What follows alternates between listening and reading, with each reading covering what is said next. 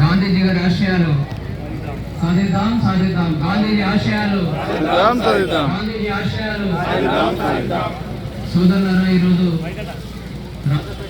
మండల కేంద్రంలో కాంగ్రెస్ పార్టీ ఆధ్వర్యంలో ఏదైతే జాతీయ ఉపాధి హామీ పథకానికి కేంద్ర ప్రభుత్వం మరి గాంధీజీ బొమ్మను తొలగించాలని జాతీయ ఉపాధి హామీ పథకానికి తూట్లు పొడిచేటువంటి కార్యక్రమానికి ఏదైతే శ్రీకారం చుట్టిందో ఆ యొక్క కార్యక్రమాన్ని నిరసిస్తూ ఈ మండల కాంగ్రెస్ పార్టీ చేపట్టేటువంటి కార్యక్రమానికి మా రాష్ట్ర బీసీ సంక్షేమ సంఘం పక్షాన పూర్తి స్థాయి మద్దతు తెలియజేస్తూ కేంద్ర ప్రభుత్వం ఇటువంటి కుదిర ప్రయత్నాలు విడనాడాలి.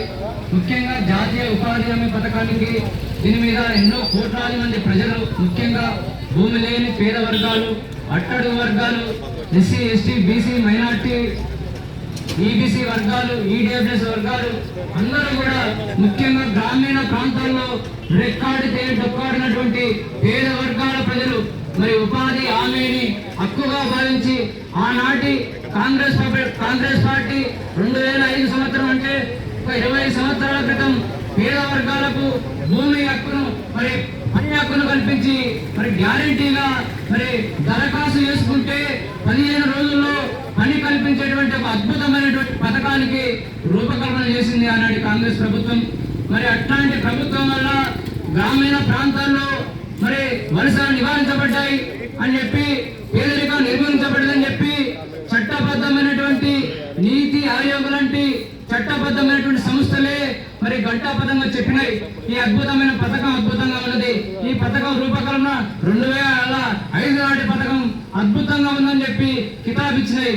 మరి అటువంటి పథకానికి ఇవాళ మోడీ గారి ప్రభుత్వం తూటుపడిచి, ముఖ్యంగా అనేక రకాలుగా తూటుపడిచి గ్రామీణ ప్రాంతాల్లో పేద వర్గాలను మళ్ళా వలసల బాటలు పట్టాలి, మళ్ళా ఆదాని అంబానీల కంపెనీల్లో వలస కూలీలుగా ఈ పేద వర్గాలు ఉండాలని చెప్పి ఒక ఆదానీలకు మరి రెడ్ కార్పెట్ పలుకుతున్నటువంటి ఈ కేంద్ర ప్రభుత్వం యొక్క వైఖరి విడనాడాలని చెప్పి ఇవాళ బీసీ సంక్షేమ సంఘం పక్షాన ఇవాళ కేంద్ర ప్రభుత్వానికి హెచ్చరిస్తా ఉన్నాం.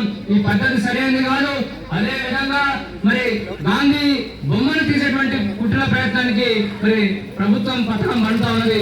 గాంధీజీ గారు ఒక ఉన్నతమైనటువంటి ఆశయం కోసం ఆనాడు ఈ దేశంలో ఉన్నటువంటి అన్ని వర్గాల ప్రజలను, పేద వర్గాలను ప్రాంతాలకు అతీతంగా, మతాలకు అతీతంగా, కులాలకు అతీతంగా, భాషలకు అతీతంగా, సంస్కృతికి అతీతంగా అన్ని వర్గాలను ఏకం చేసి ఒక జాతీయ ఉద్యమానికి, ఒక స్వతంత్ర ఉద్యమానికి నాంది పలికి ఎక్కడో పోరుబందర్లో మరి ఎక్కడో గుజరాత్ లోని పోరుబందర్లో జన్మించినటువంటి ఆ మహనీయునికి ప్రపంచమంతా కూడా నీరాజనం పలుకుతున్నటువంటి ఈ శుభ సందర్భంలో మహనీయుని బొమ్మను తొలగించడం అంటే భారత సమాజాన్ని అమలుపరచడం అని చెప్పి ఈ సందర్భంగా కేంద్ర ప్రభుత్వాన్ని హెచ్చరిస్తా ఉన్నాం.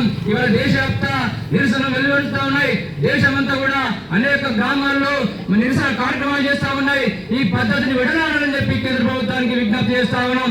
అదే ఆనాడు కూడా గతంలో కూడా ఇదే విధంగా రైతు వ్యతిరేకమైనటువంటి చట్టాలు చేస్తే రైతులంతా కూడా ఒక జాతీయ ఉద్యమాన్ని నిర్మాణం చేస్తే ఆ యొక్క నిర్ణయాన్ని వెనక్కి తీసుకున్నటువంటి సందర్భాలు మన దగ్గర ఉన్నాయి. కాబట్టి ఈ విధానానికి వ్యతిరేకంగా మనం అంతా కూడా దేశవ్యాప్త ఉద్యమం నిర్మాణం చేపట్టాలని చెప్పి ఈ సందర్భంగా ఇక్కడికి వచ్చినటువంటి అందరికీ కూడా పేరు పేరున విజ్ఞప్తి చేస్తూ ఈ సందర్భంగా అవకాశం ఇచ్చిన ప్రజలందరికీ ధన్యవాదాలు తెలుసుకుంటున్నాను. నమస్కారం.